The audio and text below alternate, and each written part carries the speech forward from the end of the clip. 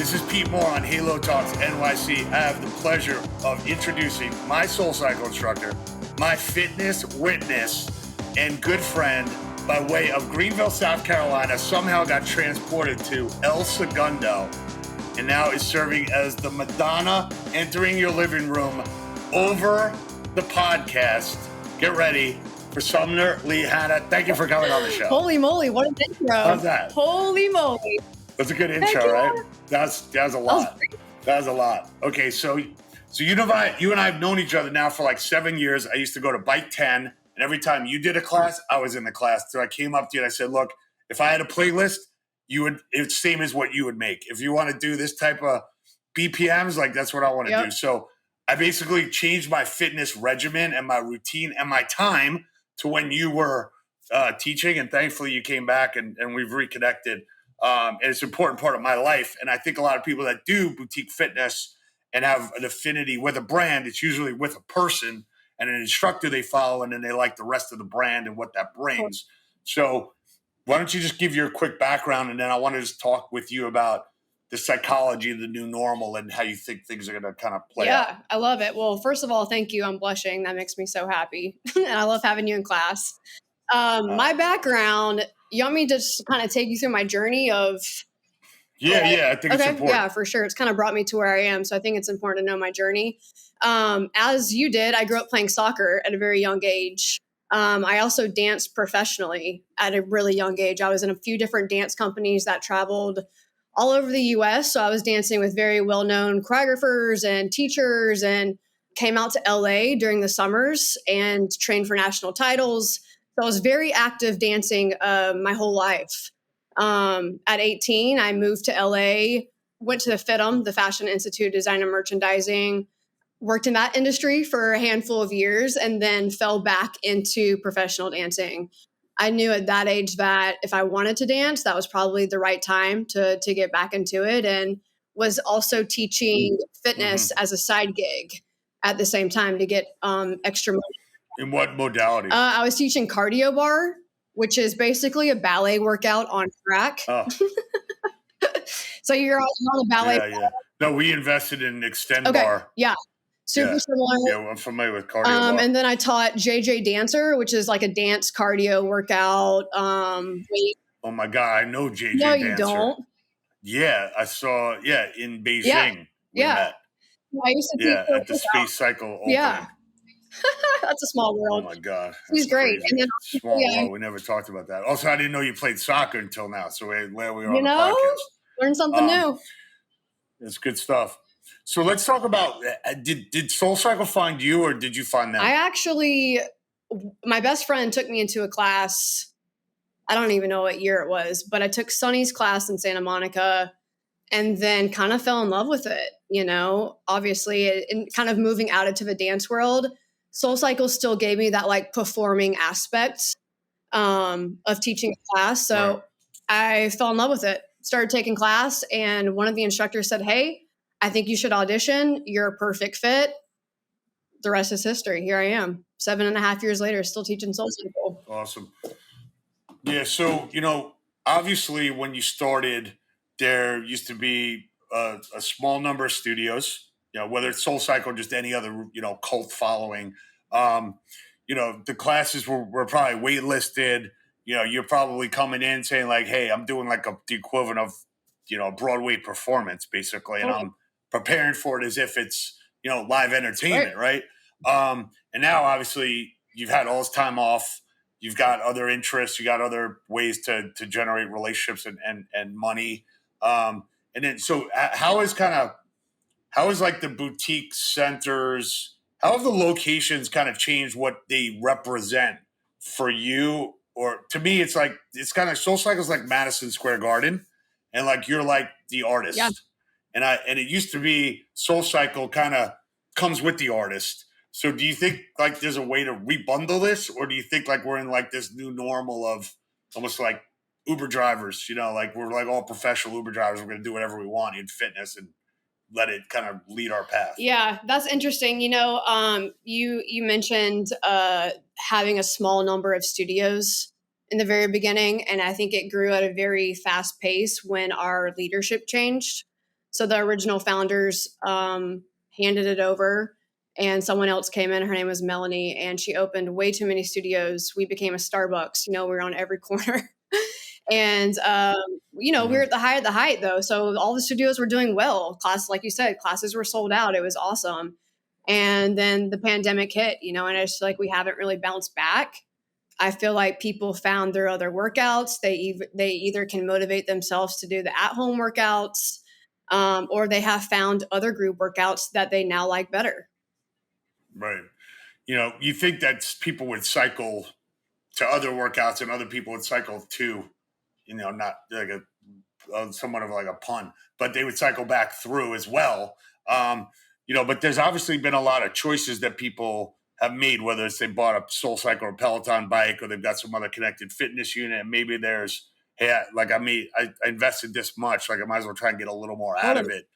But when you talk to clients that you have on the personal training side, or you talk to people that haven't come back, what's the main excuse, or what's like, besides saying, hey, I found something else to do, do you think people are lazier? Do you think they're like, they need an incentive? They think they're getting the same type of workout that they're getting at home, which I don't think they ever can. True. I agree with that. I think that the spin bike became really big, when everything shut down. So COVID hit, there was Peloton, there was a SoulCycle at home bike. I feel like people have been spinning and cycling. That's the only workout that they've been doing, really, if they bought a piece of equipment. So I think that they are trying to do anything besides that. They're ready for something else. Interesting. So you think we oversaturated the spinning as like a exercise, and it's got to have time? I think so. And think about before that, like SoulCycle was really hot and trendy for like 15 years. So I feel like, they cycled for 10, 15 years and then only cycled for 2 years in their house. They're now like, okay, kind of sick of being on a bike. What else can I do? Yeah, that's interesting. As you look at other boutiques that you've either worked for, you've done some work with Climber. Do you think that there's a clear future of hybridization, if you will? Like, we're going to have all of our instructors, and you can do a workout at home, and you can do a workout in a club. And do the owners and managers of these studios at large, not SoulCycle, but like, do you think that they're like conditioned to be saying, wherever you are, I am, when you run a bricks and mortar location for a long time? It's hard to say like, now I'm like a digital guru and I don't have the staff to like create. I don't have like a data scientist. I don't have like a web person. I don't have a CIO. I don't have a coders. Mm-hmm. Do you think that it's almost like patchwork, or do you think that they'll figure it out and they'll win, or they'll just be like digital apps and they'll be bricks and mortar? I thought, if you have a crystal ball. I thought like once COVID hit, I was like, oh, I feel like brick and mortars are kind of done. I felt like digital was the future of fitness, to be honest. I then came on with Climber, which is, a vertical climber, and they were just doing digital work. They now have since opened a live studio in Denver and in West Hollywood. But, now that we're 2 years after the pandemic hit, I kind of feel like people are craving the energy to be back in a room working out with people, instead of a digital platform. So I think that for some people, it's still stuck, with the digital platform since they've done it, since they've been at home. But I think the majority are craving that energy and environment and community again. Gotcha. All right, let's role play for a second here. So I'm opening up this badass health club. It's going to be in Hermosa Beach. This is all fictitious, by the way. I'm not doing this. Okay. And I'm trying to recruit you and 5 other, top instructors from the LA area. Mm-hmm. Give us a sense of what matters to you. Like, what do you think of as like the top 5 or whatever? How many, why would you come? Is it, you could go through a list. I mean, first of all, I think the instructors are the real MVP, right? So I think you should treat them as such. And if you want them to only be working for you, then you need to pay them as they're only working for you. This isn't a side gig. This is a career. So it needs to be treated as such. So paying me, benefits, paid vacation, a 401k, maternity leave. There's got to be career growth, or else like the instructor feels stagnant and then bounces. Yeah. Why do you think, Do you think a health club? I mean, I'm not, I don't belong to an Equinox, but obviously they have a very strong group exercise, program. At the same time, they've also got SoulCycle as a separate Yep. company. Um, do you feel people people are going to your class, whereas if they're going to Orange Theory, they're going based on the time. Mm, If I was to recruit you and five of instructors to my Hermosa Beach, Moore's Health Club, how much do I have to be concerned about? Is it your club? Is it my club? Do you work for me? Are you like a celebrity that happens to be using me as an arena? Is there any kind of psychological new normal that people need to think about? Maybe it's treating them the way you're talking about, that this is a career, not just like, oh, I pay $50 or $100 or $200 to my spin instructor for this sold out class that people go. right. I don't know, I'm rambling, but I just want to understand. Do you guys, obviously it's an employer employee relationship, but at the same time, it's different because you're a celebrity and you're part of the pull. Yeah.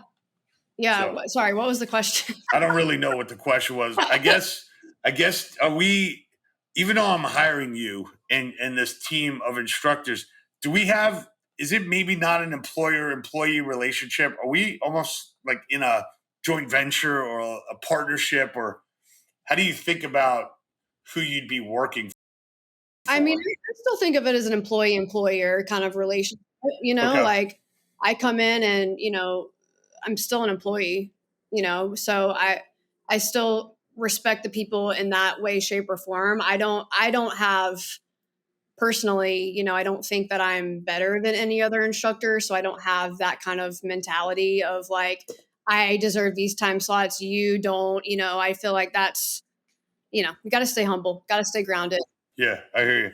So what's happened a lot over the years is that in these middle market health clubs, call it like a Gold's Gym or a 24-hour or a neighborhood club, where an instructor will basically be to have their 100 or 200 members. And then they kind of say, hey, look, if you don't pay me more, if you don't allow me to do what I want to do or give me these times, like I'm leaving and I'm basically taking my 200 members with me. I feel like given Instagram and connectivity and Zoom, even though you agree that it's an employer employee relationship, do I own the member? Do you own the member? Do we all own the member? If the member gets results, who gives a shit? Because they're going to tell Yeah. everyone that it was either you or Yeah. us that got that. So how do you think about? Everyone says like every software company I talk to, they say I own the data. Well, five companies can't own the data Right. in the relationship, Yeah. So how do you think I about mean, that? I feel like the instructor brings in, as the clientele, so Yeah. everyone is attracted to the instructor or the coach or whatever. Sure, the company is an umbrella and a branch of that, but I feel like, it's very instructor driven. So I feel like, yeah, if the instructor is like, hey, I feel like I'm worth more and you can't pay me that, then I'm going to go elsewhere. Those clients are going to follow the instructor. Hmm. Do you do fitness instructors at the highest level, do they have business managers, that have agents? Are they looking to, how do they make decisions, or how do you make decisions? Um, so we do have a manager, a talent manager within SoulCycle. So they kind of manage us Okay. and the classes, the class times, all everything that we do. Even if we want another role within SoulCycle, I was part of the training, like the new training groups. So I would evaluate. So I don't know. Yeah, they have someone that manages us and tells us if we could be doing more, if we could be making more. But it's a competitive. If you're in the industry, you have friends that work at different companies. Everyone's talking. We know what you're making. I know what you're making. Like, and you just kind of know. So I feel like you know what you're worth. You know what you should be paid. And that's kind of how we manage that. Yeah.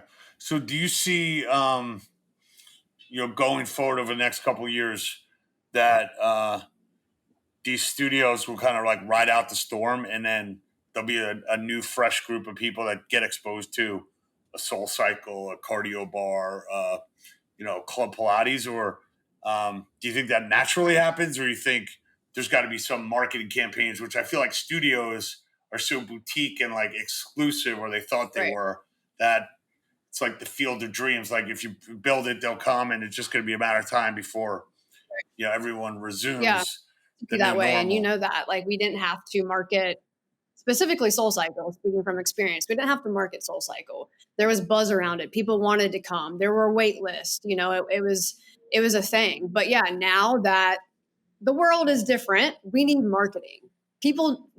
Companies need marketing, especially if you're Yeah. not seeing the Yeah. results that you want. That's huge. Yeah. So when you take a look at, the digital space right now, if I'm a health club operator and I've got 20 locations and I've got 200 instructors, is there a reason not for me to put every instructor on my digital connected platform? I mean, 200 instructors, I feel like is a lot for a digital Okay. platform. I would start smaller, create buzz, have people have their favorite instructors as you add in different workouts, add in different instructors that's their main. Like, say you have someone that's a boxer, they come in, they're saying, I'm going to start a boxing program for this digital platform. You have someone that's doing strength or hit or bar or whatever, like come in and start adding them in. But I think to flood it with 200 instructors right off the bat, I feel like the users are going to get a little overwhelmed. So in your scenario, there's probably people that enter this club digitally that don't necessarily have a relationship with somebody that's teaching a group exercise class inside the club. I was thinking it from like, hey, if you got 50 people to take a class with Pete, at this workout, hopefully they'll also do it at home and almost like democratize instead of like, hey, are you on the SoulCycle digital platform? You say yes or no. Why would the answer be no? In your case, if you have a history of like waitlisting classes Right. pre-COVID. So I guess I just want I want you to tell people to get as many people on the platform as Oh, possible yeah. because I there's mean, only I agree with benefits that. if they can. But we've had the platform out for a long time, and they're just rotating the same instructors. I mean, if we're strictly talking SoulCycle, and you have instructors that do really well in different markets, and that bike is in all different markets, you should definitely be bringing in other instructors, new energy, new classes, new, like different vibes for sure. If we're just talking one specific workout. Yeah. So before we close out here, I want to ask you a couple of questions. You've got influencer, status. I don't even know what that means, but I don't know my Instagram password. But if I did know my password, I'd probably follow you. Having said that, how do you manage opportunities that come in? Is there certain metrics that are being used? I have X amount of followers. I have X amount of posts, and people are asking you to promote their brand, or you get a lot of just free stuff sent to you. And then how do you make decisions about like, hey, this is who I am, and this is a natural extension, and you're not going to show up, with like a new like Reese's peanut butter cup, All of that sharing sounds great. size. It sounds great, but every time I buy them, I have no one to share with, so I just eat the Yeah, whole thing. true. Facts. I It's agree with terrible, terrible that. fat Yes, serving I size issue. have the amount of followers where I am just getting free product. So people will send me Yeah. free product in the mail for an exchange for a story or a post. But yeah, only if it feels authentic to me will I be posting about it. Right. If, like you said, it's something off the wall and people know if it doesn't feel authentic, if it's not an extension of who you are, it shows, right? So it's not good for me. It's not Mm-hmm. good for them. So I just decide, hey, this is not a good fit. Thanks for the product. Yeah. And then the last question is, obviously you're in a normalized world, you're doing like 2 classes a day, at SoulCycle. How do you what's Two or that? three. It Or used to be two three? or three. Yeah, Yeah, I know. I know. Trust me. Trust me, I know. I was I there. know. Ubering back and forth to class. It was weird. Heck yeah. It's like my third coffee of the day at Pete's. They're looking at me like, dude, what is this guy doing? Bouncing off the So walls. Um, what do you do during the rest of the time that you maybe, obviously, you don't have a 9 to 5 or you don't have to be at a desk? Like, you've got a lot of autonomy, you've got a lot of freedom. Do you try and create a regimented schedule for yourself? Or like preparing for a class now probably doesn't take, I mean, I'm sure there's a lot of work to be done, but it doesn't take as long as it used yeah. to. So, how do you think about like your work-life balance, and also, in fact, doing 3 classes a day, you got to be burning at least more calories than Oh you yeah, eat. for sure. Is the Yeah, first, I yeah, mean, routine is definitely key. when I first started teaching, it would take me like an hour and a half to prep for class, for a playlist, to figure out the BPMs, the tempos, to figure out the vibe, to figure out the flow, like all the things. Now I can do it in like, 10 minutes, 15 minutes. Um, Mm-hmm. but yeah, I mean, it's 3 classes a day, you're toast, man. So you got to be feeding yourself. Rest is so important to me. I'm someone who needs to like rest and recover so that I can come back. I'm someone who who gets in the car, turns off my radio, and needs like complete silence to like recharge my battery so that I can go back to the Oh, next nice. class. And then doing stuff that's good for me, like beach walks and feeding myself with good nutrition, getting enough water, being with friends, doing all those things. Those are all work-life balance, which is super important to me. And last question on that. There are some instructors that all they do is coach. And you've never been that type of instructor. Is that a choice that you actually could make? Or do you know that it would not be beneficial to the class if you were just talking? Oh, you mean I ride the bike and coach at the same time instead of being off the bike and coaching? Yeah. Um, Yeah, sorry. I should have described that the way you did. I apologize. I'm a novice. I'm a novice at describing the coaching versus riding. No But go worries. ahead. Yeah, I mean, the SoulCycle way is to ride and motivate at the same time. There's only a handful of people that could. I've only actually known 1 or 2 people that can be off the bike and still fill a room for every single class and motivate. But for me, I personally I feel like I have more energy off the bike. I can motivate and talk more and feel more and read the room more. I'm a little bit more present instead of like being in my own body, which is also great. But yeah, we're not really taught to be off the bike. Mm-hmm. All right. Well, as I told Dave, I wrote 2 songs yesterday. I almost hurt myself, so I was checking my work release waiver on that. Um, and we're rebuilding the tribe. The cult will Yes, return. sir. Yeah, it was So great. our leader has to stay on the bike. Exactly. Awesome. So last thing, you got any words of wisdoms or quotes? Obviously, you got quotes in class and takeaways. But anything that kind of motivates you, or something that somebody said, or that keeps you in your I mean, perseverance. something that I feel like like a message that I always come back to in class, out of class, is just like staying true to yourself and you'll always be successful. Awesome. All right. Well, you are our Halo ambassador. We'll send you some free stuff. I promise. Heck yeah, I can't wait.